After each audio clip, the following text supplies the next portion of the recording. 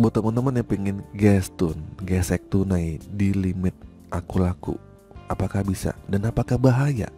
Nah, untuk teman-teman yang pengen mencairkan limit aku lakunya, hati-hati ya, itu ada resikonya. Kalian juga akan diancam sama DC kalau kalian gagal bayar.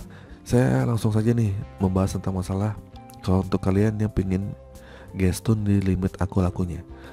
Saya akan bahas tentang masalah kasus dari seorang teman saya yang dimana dia diancam oleh DC aku laku bahwa akan dibawa ke jalur pidana.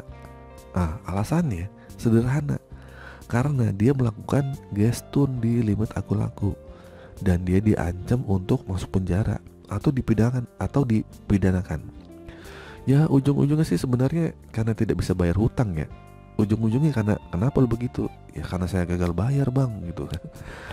Jadi dia cerita kenapa karena diancam seperti itu karena dia gagal bayar. Terus dia cerita lagi kalau dia gestun gitu.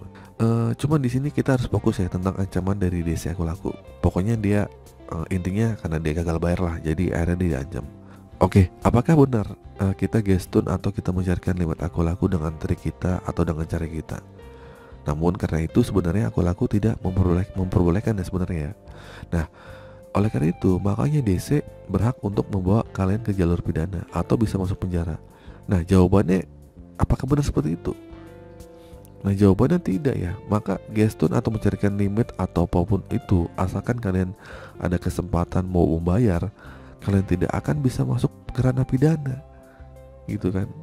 Intinya kan kalian gestun, kalian juga makin limit ya. Intinya kan gestun kalian minjem-minjem juga kan.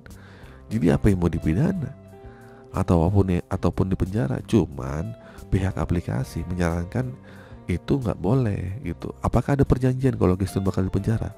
Apakah ada seperti itu? Kan nggak ada. Nah, kita balik lagi karena kita dibodoh-bodohi sama pihak DC. DC itu kan nakut-nakutin kita, oh ya lo gestun, lo masuk penjara, lo makanya bayar nih lunas. Ngapain lunas akhirnya nggak masuk penjara? Kan gak masuk akal banget kan seperti itu. Nah, apapun itu, asal kalian tidak ada niat kesempatan mau bayar atau tidak akan bisa masuk ke ranah pidana ya. Kalau kalian emang niatnya pengen bayar ya nggak akan masuk pidana gitu atau penjara. Bahkan karena ini adalah urusan perdata lah ya. Kalau utang tuh pasti perdata. Kalian tidak melakukan perbuatan kriminal. Kalian juga tidak melakukan pemalsuan data kan. Kalian juga kalau kalian misalnya nih KTP kalian palsu, mungkin saja kalian bisa bawa ke jalur hukum atau tentang pidana tentang penyalahgunaan pemalsuan dokumen. Tapi kan ini masalah gestun, mencarikan limit, cuman hanya mencarikan limit aja. Urusannya kan ujung-ujungnya tetap hutang. Transaksinya pun transaksi real. Ya enggak? Kalian menggunakan aku laku untuk membeli sebuah barang. Dan di situ kalian akan di top up saldonya. Mau ke saldo dana kayak atau gimana? Mau ke rekening itu bisa. Nah, ini kan transaksi, biasanya sebenarnya ini transaksi normal. Memang tidak diperbolehkan, tapi itu hanya sebatas aturan, anjuran dari aplikasi tersebut, bukan aturan hukum kriminal atau hukum pidana. Jadi, kalian tidak akan mungkin bisa masuk ke pidana atau masuk penjara hanya karena gestun atau mencarikan limit aku laku, ya. Ujung-ujungnya seandainya mungkin terburu-buru kalian tidak bisa membayar pinjaman tersebut, ya urusannya tetap perdata ya. Maksudnya kalian kalaupun masuk ke pengadilan ya tetap perdata kalian kan, karena kalian terhitungnya ya kalian berhutang gitu. Jadi gitu ya teman-teman ya, gak usah takut atau gak usah bingung tentang penagihan ancaman-ancaman DC yang mengatakan seperti itu. Pada dasarnya tujuan mereka adalah untuk menagih hutang kepada kalian. Ya, tentu cara apapun yang dilakukan mereka para DC-DC ini agar kalian ketakutan dan kalian segera pusing nih untuk mencari dana simpanan, dana pinjaman dan yang lain-lainnya gitu ya, atau disebut dengan dana talang atau yang disebut dengan dana talangan gitu. Sekali lagi saya ingatkan ya nggak boleh mencari dana talangan ya teman-teman ya. Teman-teman biarkan aja kalian bermasalah di satu pinjol, asalkan kalian nggak nambah-nambah pinjaman lagi untuk menutup hutang-hutang pinjol kalian. Yang pertama, karena nanti hutang kalian akan makin numpuk dan kalian akan kesulitan untuk membayar. Percaya ya sama saya, lebih baik bermasalah di satu aja gitu daripada kalian nanti menumpuk dan tergulung-gulung.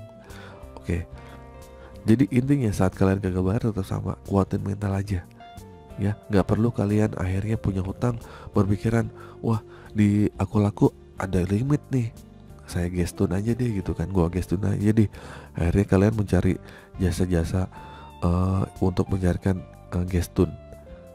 Kalau ketemu yang amanah, kalau nggak ketemu yang amanah, kalian akhirnya duitnya diambil, nggak ditransfer kalian, ya buat apa? Amsyong kalian, ya bener nggak? Jadi begini, bayar hutang pakai hutang itu nggak akan menyelesaikan masalah kalian, ya. Malah kalian akan tergulung dan tergulung lagi. Oke, itu saja teman-teman video kali ini. Kesimpulannya untuk ancaman-ancaman DC yang kalau gestun kalian akan dipenjara itu bohong ya, hoax ya. Kalian nggak perlu takut tentang masalah itu, tapi juga kalian nggak perlu gestun lah, nggak perlu gesek-gesek tunai atau mencairkan limit kalau kalian sedang tergulung sama pinjaman online. Stop aja, jangan gali lubang tutup lubang. Oke, itu saja teman-teman video kali ini. Semoga video ini bermanfaat. Akhir kata, assalamualaikum warahmatullahi wabarakatuh.